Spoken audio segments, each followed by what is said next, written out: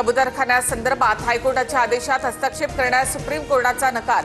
कबूतरखाने बंद करण्याचे हायकोर्टाचे आदेश। दादरमधील कबूतरखान्यावर बीएमसीकडून पुन्हा ताडपत्री काढण्याचा प्रयत्न झाल्यास थेट गुन्हे दाखल करणार।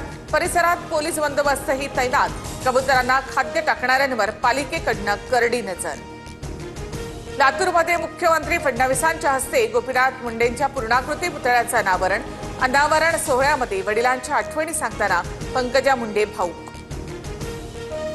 देशात नरेंद्र, राज्यात देवेंद्रचा नारा होता, पण आम्ही गोपीनाथ मुंडेंनाच मुख्यमंत्री करणार होतो। दुर्दैवानं आमचं स्वप्न अपूर्ण राहिलं। 2014च्या निवडणुकांवेळची आठवण फडणवीसांनी सांगितली। कोल्हापुरातील महादेवी हत्येबाबत सुप्रीम कोर्टात गुरुवारी पुढील सुनावणी। महादेवीला वनतारामधून पुन्हा नांदणीमध्ये आणण्याच्या कायदेशीर पर्यायाची माहिती कोर्टाला देण्यात येईल।